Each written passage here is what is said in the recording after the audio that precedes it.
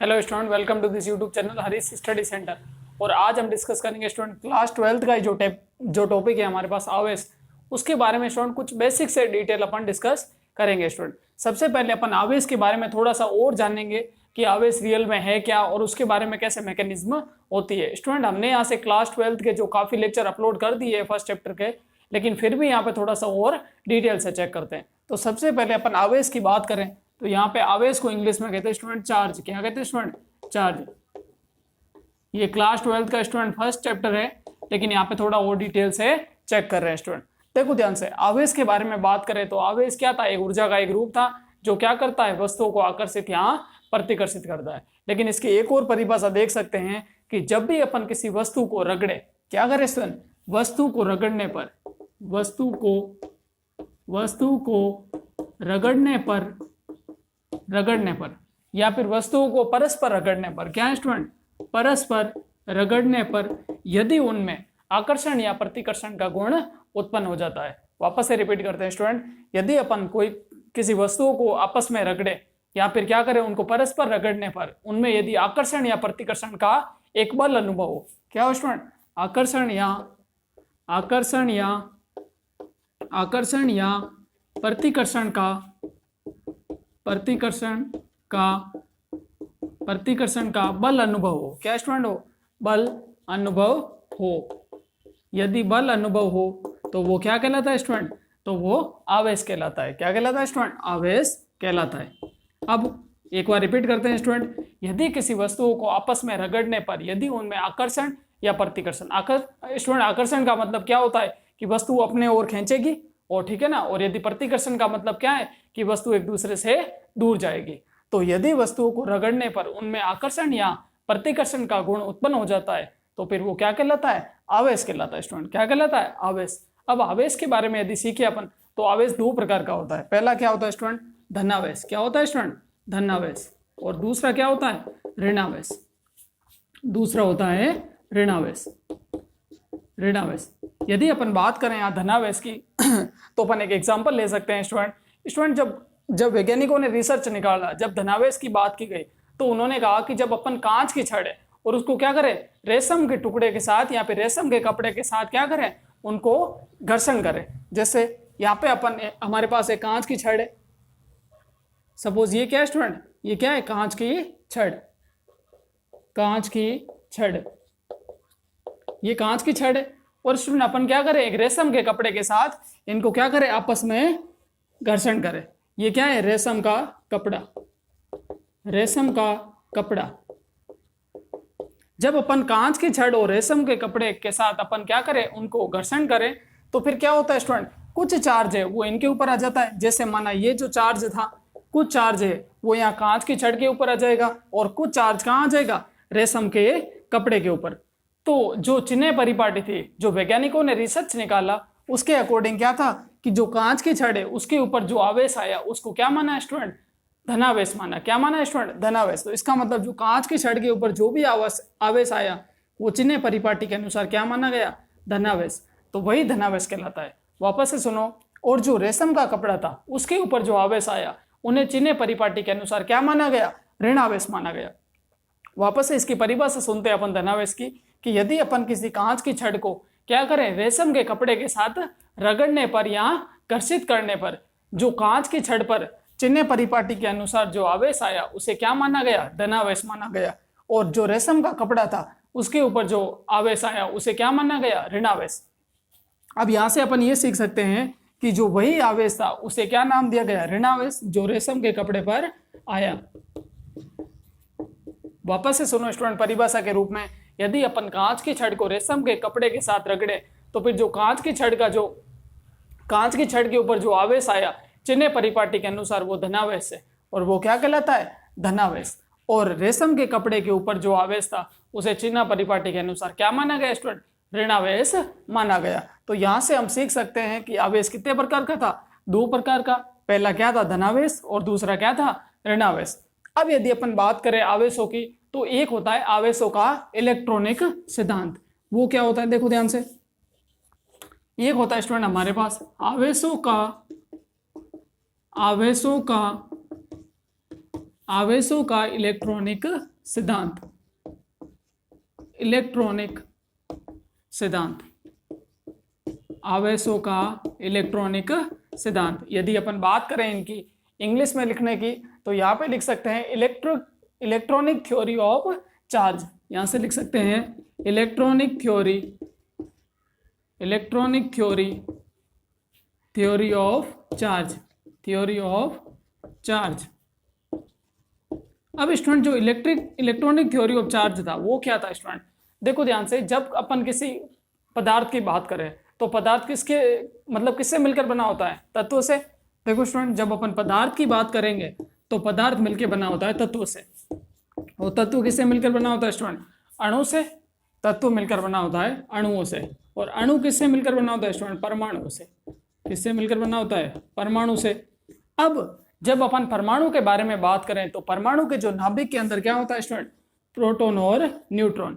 ये परमाणु का नाभिक है जिसमें क्या होता है? प्रोटॉन और न्यूट्रॉन। परमाणु के नाभिक के अंदर प्रोटॉन और न्यूट्रॉन होते हैं। तो यहां से ये क्या होते हैं? ये प्रोटॉन और न्यूट्रॉन।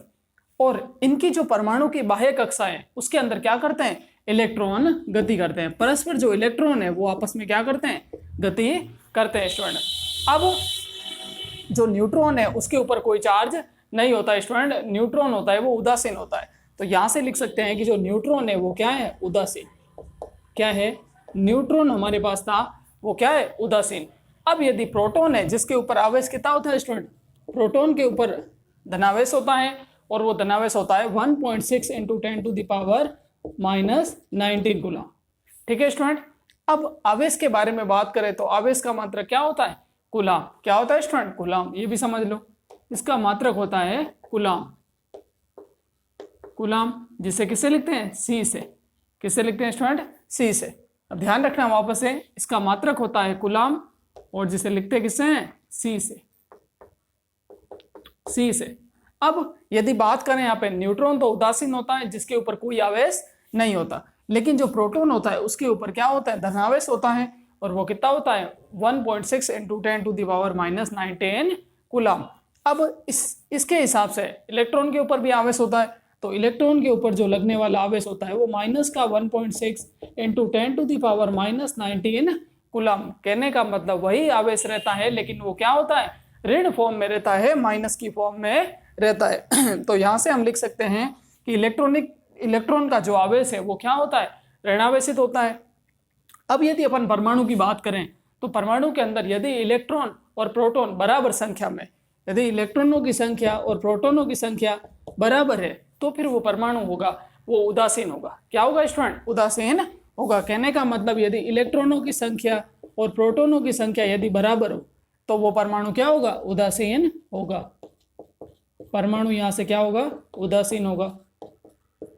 यदि किसी परमाणु में प्रोटॉन व इलेक्ट्रॉनों की संख्या बराबर हो तो क्या होते हैं? परमाणु उदासीन होगा।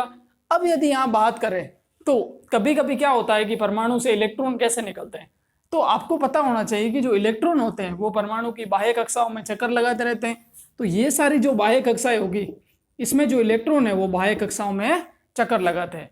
स्टूडेंट ध्यान से देखो, जो परमाणु का नाभिक है वो तो क्या होता है? प्रबल नाभिकीय बलों द्वारा प्रोटॉन और न्यूट्रॉन वो आपस में बंधे रहते हैं, लेकिन जो बाहर के इलेक्ट्रॉन है वो बाह्य कक्षाओं में रहते हैं, वो इस बल का अनुभव नहीं करते। ये जो प्रोटॉन और न्यूट्रॉन है वो आपस में क्या करते हैं? प्रबल नाभिकीय बल, प्रबल नाभिकीय बल द्वारा बंधे रहते हैं। प्रबल नाभिकीय बलों द्वारा क्या रहते हैं? बंधे रहते हैं। यदि ये प्रबल नाभिकीय बलों द्वारा बंधे रहते हैं तो फिर यहां से क्या होता है कि इनके ऊपर एक नाभिकीय बल कार्य करता है जिससे ये अपना स्थान मजबूत करते हैं। स्टूडेंट जो परमाणु होता है उसका जो नाभिक है वहां उसका सर्वश्रेष्ठ द्रव्यमान है वो वहां क्या रहता है? केंद्रित रहता है। जो अधिक से अधिक द्रव्यमान है वो परमाणु के नाभिक में रहता है। क्यों? क्योंकि वहां पे क्या होता है? प्रोटॉन और न्यूट्रॉनों के मध्य प्रबल नाभिकीय बल कार्य करता है। अब आगे यदि अपन बात करें तो प्रोटॉन और न्यूट्रॉन है, ठीक है ना, प्रबल नाभिकीय बलों द्वारा क्या रहते हैं? बंधे रहते हैं। आगे यदि अपन बात करें तो इनके जो इलेक्ट्रॉन है इनके ऊपर क्या है? प्रबल नाभिकीय बल कार्य नहीं करता। तो इसका मतलब क्या है? इनका जो बंधन है वो पहले से ही हल्का सा कम है। कहने का मतलब जो इलेक्ट्रॉनों का बंधन है वो पहले से ही क्या है? कम है। देखो यहां से अपन लिख सकते हैं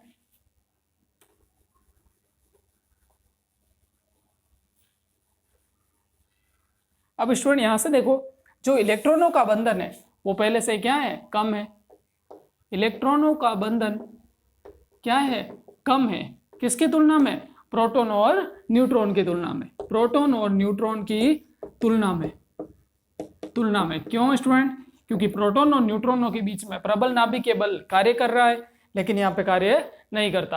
अब एक और चीज अपन को समझनी होगी, जैसे ही अपन परमाणु के ऊपर कोई बल लगाए या फिर बाह्य बल करें, जैसे किसी वस्तु को रगड़ते हैं अपन, तो वहां से इलेक्ट्रॉनों की कमी हो जाती है या फिर इलेक्ट्रॉनों की अधिकता हो जाती है। इसका सबसे बड़ा कारण यही है कि जब भी किसी परमाणु के ऊपर बाह्य बल कार्य करेगा तो ये इलेक्ट्रॉन अपना स्थान छोड़ देंगे। ये इलेक्ट्रॉन अपना स्थान छोड़ देंगे तो फिर या तो इस परमाणु में इलेक्ट्रॉनों की कमी हो जाएगी। देखो ध्यान से, जैसे ही इलेक्ट्रॉन अपने स्थान छोड़े तो परमाणु में क्या हो जाएगा, इलेक्ट्रॉन का स्थान छोड़ने पर, इलेक्ट्रॉन का स्थान छोड़ने पर क्या होगा स्टूडेंट, परमाणु में क्या होगा, इलेक्ट्रॉनों की कमी। क्या हो जाएगी, इलेक्ट्रॉनों की कमी। इलेक्ट्रॉनों की कमी होने पर वहां पे स्टूडेंट क्या बढ़ जाएगा, जो नेट धनावेश है वो क्या हो जाता है, बढ़ जाता है। यदि नेट धनावेश यहां से बढ़ गया तो फिर वो परमाणु क्या हो जाएगा, धनावेशित हो जाएगा। क्या हो जाएगा स्टूडेंट, परमाणु क्या हो जाएगा, धनावेशित। परमाणु धनावेशित हो जाएगा। तो यहां से लिख सकते हैं कि वो परमाणु क्या हो जाएगा, धनावेशित हो जाएगा। वापस से सुनो स्टूडेंट कि ध्यान से देखो, जो प्रोटॉन और न्यूट्रॉन है उनके मध्य तो क्या होता है, प्रबल नाभिकीय बल कार्य कर रहा है, लेकिन यहाँ पे जो बाह्य कक्षाओं में इलेक्ट्रॉन है वो क्या होते हैं, इन बलों का अनुभव नहीं करते। तो इनके ऊपर पहले से ये कम बल काम कर रहा है, और ऊपर से यदि अपन क्या करें, बाह्य बल लगाएं, या फिर अपन क्या कर रहे थे, अभी यहाँ देखो ये जो कांच की छड़ है इस रेशम के कपड़े के साथ रगड़ रहे थे, तो इससे क्या होगा कि जो इलेक्ट्रॉनों का जो बंधन है वो और ढीला हो जाता है। यदि बंधन लूज हुआ तो क्या होता है, इलेक्ट्रॉन अपना स्थान छोड़ देते हैं। यदि इलेक्ट्रॉन अपना स्थान छोड़े तो उस परमाणु में इलेक्ट्रॉनों की कमी हो जाती है। इलेक्ट्रॉनों की यदि कमी हो तो वो परमाणु क्या हो जाता है, धनावेशित हो जाता है। क्यों, क्योंकि इलेक्ट्रॉन को स्थान छोड़ने पर परमाणु के अंदर प्रोटॉन या फिर नेट धनावेश, प्रोटॉनों की संख्या बढ़ जाती है, जिससे नेट धनावेश का मान बढ़ जाता है। कहने का मतलब कुल धनावेश का जो मान है वो इस परमाणु के अंदर क्या हो जाता है, बढ़ जाता है। स्टूडेंट यहां से ये चीज सीखी हमने। अब यदि क्या हो, यदि अपन क्या करें, इसी परमाणु के ऊपर बाह्य बल लगाएं जिससे इलेक्ट्रॉनों की क्या हो, संख्या बढ़ जाए। सपोज पास में कोई ऐसी चीज हो जो क्या हो, इलेक्ट्रॉन देने वाली हो, जैसे इसके पास एक और कोई चीज हो जिसके पास बहुत सारे क्या हो, ऋण चार्ज हो, और इसके ऊपर अपन बाह्य बल लगाए और इलेक्ट्रॉनों की क्या हो, वृद्धि हो जाए। इलेक्ट्रॉनों की यदि वृद्धि हो जाए तो फिर क्या होगा, वो परमाणु क्या हो जाएगा, ऋणावेशित। क्या हो जाएगा स्टूडेंट, ऋणावेशित। क्यों हो जाता है, क्योंकि उसमें जो इलेक्ट्रॉनों की संख्या है वो प्रोटॉनों की संख्या की तुलना में क्या है, अधिक है। कोई भी परमाणु ऋणावेशित कब होगा, परमाणु स्टूडेंट कोई भी परमाणु है वो ऋणावेशित कब होगा, जब उसमें इलेक्ट्रॉनों की संख्या, परमाणु ऋणावेशित, परमाणु ऋणावेशित, ऋणावेशित कब होगा स्टूडेंट, जब उसमें क्या होगी, इलेक्ट्रॉनों की संख्या है वो क्या हो, अधिक हो। इलेक्ट्रॉनों की संख्या अधिक हो, संख्या अधिक हो किसकी तुलना में, प्रोटॉनों की तुलना में, प्रोटॉनों की तुलना में। स्टूडेंट जो प्रोटॉन होता है उसे P+ से लिखते हैं। यदि प्रोटॉनों की तुलना में परमाणु में इलेक्ट्रॉनों की संख्या अधिक हो तो वो परमाणु क्या हो जाता है, ऋणावेशित हो जाता है। यही क्या कहलाता है स्टूडेंट, आवेशों का इलेक्ट्रॉनिक सिद्धांत। यदि वापस से थोड़ा सा रिपीट करें तो पदार्थ क्या होता है, तत्व से मिलकर बना होता है, तत्व अणु से मिलकर बना होता है, और अणु किससे मिलकर बना होता है, परमाणु से। और परमाणु के अंदर नाभिक में प्रोटॉन और न्यूट्रॉन प्रबल नाभिकीय बलों द्वारा क्या रहते हैं, बंधे रहते हैं।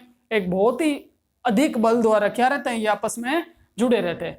इससे इसका बंधन है वो प्रबल होता है, लेकिन इलेक्ट्रॉन जो बाह्य कक्षाओं में होते हैं वो इस बल का अनुभव नहीं करते। यदि बलों का अनुभव नहीं करते तो बाह्य बल लगाने पर, किसी भी परमाणु के बाह्य बल यहाँ पे रगड़ने पर वस्तुओं के ऊपर, तो ये इलेक्ट्रॉनों का बंधन क्या हो जाता है, पूरी तरह से लूज हो जाता है और इलेक्ट्रॉन अपना स्थान छोड़ देते हैं। इससे परमाणु में यहाँ तो इलेक्ट्रॉनों की अधिकता हो जाती है, यहाँ पर इलेक्ट्रॉनों की क्या हो जाती है, कमी हो जाती है।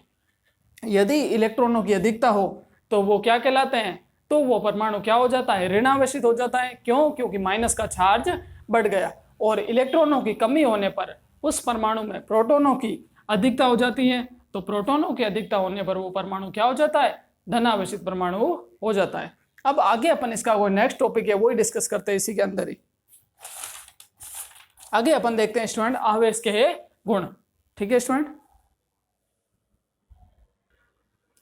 यहां से देखो हमारा जो अगला टॉपिक है आवेश से रिलेटेड ही है, आवेश के गुण। स्टूडेंट आवेश के गुणों को इंग्लिश में कहते हैं अपन प्रॉपर्टीज ऑफ चार्ज। स्टूडेंट आवेश के पहले गुण की बात करें तो पहला होता है कि आवेश क्या होते हैं, अदिश होते हैं। क्या होते हैं स्टूडेंट, अदिश राशि, अदिश राशि। दूसरा क्या होता है स्टूडेंट, ये अध्यारोपण के सिद्धांत का पालन करते हैं, बीजीय योज्यता, बीजीय योज्यता, बीजीय योज्यता। तीसरा होता है ये दो प्रकार का होता है, दो प्रकार का। तीसरा चौथा क्या होता है, स्वतंत्र अस्तित्व, स्वतंत्र अस्तित्व। पांचवा स्टूडेंट क्या होता है इनका, पांचवा क्या होता है, जो स्थिर आवेश है, स्थिर आवेश, स्थिर आवेश के रूप में। ठीक है स्टूडेंट। छठा क्या होता है इसका, छठा इसका ये होता है कि स्थिर आवेश है, फिर है गतिशील आवेश, गतिशील आवेश के रूप में, गतिशील आवेश के रूप में। अगला हमारे पास क्या है, गतिशील आवेश, फिर है संरक्षण नियम। सातवां क्या है, संरक्षण नियम, संरक्षण नियम। आठवां क्या है स्टूडेंट इसका, आठवां है क्वांटीकृत, क्वांटीकृत। आठवां क्या है स्टूडेंट, क्वांटीकृत रूप, क्वांटीकृत रूप। इसके बारे में थोड़ा सा स्टूडेंट समझते हैं अपन। नेक्स्ट देखो स्टूडेंट हमारे पास ये जो आवेश के गुण लिखे हैं हमने, इसके बारे में थोड़ा सा डिटेल से देखते हैं स्टूडेंट। आवेश पहला क्या होता है कि अदिश राशि है। अदिश राशि का मतलब ये है कि स्टूडेंट आवेश में क्या होता है, दिशा का बोध नहीं होता। कहने का मतलब दिशा है वो आवेश में मैटर नहीं करती, क्योंकि अब आवेश कौन सी दिशा में जा रहा है इसका कोई महत्व नहीं है, यानी कि कहने का मतलब दिशा का बोध नहीं होता, तो आवेश क्या आएगा, अदिश राशि। फिर दूसरा है बीजीय योज्यता। कहने का मतलब जो अलग अलग आवेश है किसी भी विलगित निकाय में, जो आवेशों का कुल योग है वो उनके बीजीय क्या होता है स्टूडेंट, इसे कहते हैं जो किसी भी विलगित निकाय में अलग अलग आवेशों का जो कुल योग है वो उनके क्या होता है, बीजीय योग के बराबर होता है। बीजीय योग का मतलब क्या है, देखो स्टूडेंट ध्यान से, यदि अपन किसी बात करें किसी विलगित निकाय की, तो वहां पे अलग अलग प्रकार के आवेश होंगे, जैसे -3 इलेक्ट्रॉन है ना, +4 इलेक्ट्रॉन। ठीक है ना स्टूडेंट, यहाँ पे -5 इलेक्ट्रॉन, ये +5 चार्ज है, +6 है, -6 है। तो इस हिसाब से अलग अलग प्रकार के आवेश हैं वो किसी विलगित निकाय में होते हैं स्टूडेंट। लेकिन अब जो आवेशों का बीजीय योज्यता है वो अपन को ये कहती है कि क्या होता है कि आवेशों के जो अलग अलग किसी विलगित निकाय में आवेशों का जो अलग अलग रूप है वो उनके बीजीय योग के बराबर होता है। बीजीय योग का मतलब क्या होगा, वो आपस में क्या हो जाएंगे, जुड़ जाएंगे। जैसे -3 +4 +6 -9 +10 -6 इस हिसाब से क्या होगा स्टूडेंट, उनके बीजीय योग के बराबर होगा। जो भी रिजल्ट आएगा उससे अपन लिख देंगे। यदि अपन यहाँ बात करें इनको सॉल्व करने की, तो पहले माइनस की संख्या आपस में जुड़ जाएगी। जैसे -3 और -9 कितना हो गया, -12, फिर -6 कितना हो गया, -18, फिर -6 यानी -24, -24 प्लस के नंबर जोड़ो यहाँ से, 4 और 6 10 होता है, फिर यहाँ पे 10 और 10 20, तो +20, -24 और +20,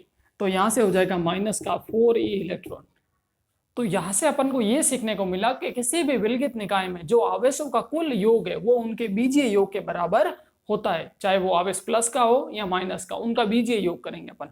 ठीक है स्टूडेंट। तीसरा है हमारे पास कि आवेश दो प्रकार का होता है, पहला कौन सा, धन आवेश, और दूसरा क्या होता है, ऋण आवेश। ठीक है स्टूडेंट। स्वतंत्र अस्तित्व। आवेश क्या होता है स्टूडेंट, आवेशों का क्या होता है, हमेशा स्वतंत्र अस्तित्व होता है। प्रत्येक आवेश है वो अपना क्या रखता है, स्वतंत्र अस्तित्व रखता है, स्वतंत्र अस्तित्व रखता है, स्वतंत्र अस्तित्व रखता है। अब यदि आगे बात करें तो आवेश क्या होते हैं, स्थिर आवेश के रूप में भी होता है। यदि आवेश स्थिर रूप में हो तो वो क्या करते हैं, कूलाम के नियम का पालन करते हैं। यदि आवेश स्थिर हो तो वो क्या करते हैं स्टूडेंट, कूलाम के नियम का पालन करते हैं। ये ध्यान रखना है स्टूडेंट।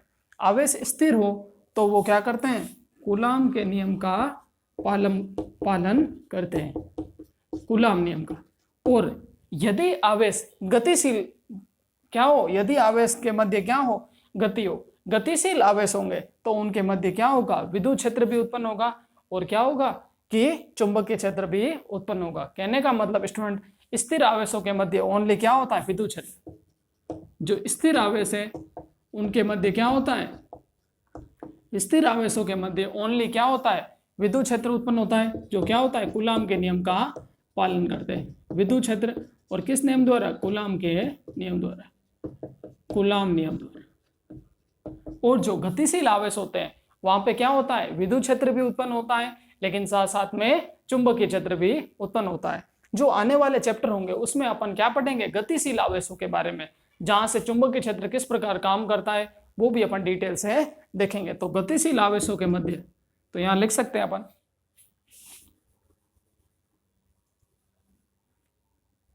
तो यहां अपन लिख सकते हैं कि जो यहां से जो गतिशील आवेश है, गतिशील आवेशों के मध्य क्या होता है स्टूडेंट, कि विद्युत क्षेत्र तथा चुंबकीय क्षेत्र दोनों उत्पन्न होंगे। विद्युत क्षेत्र तथा चुंबकीय क्षेत्र दोनों उत्पन्न होंगे। ये चीज ध्यान रखनी है आपको।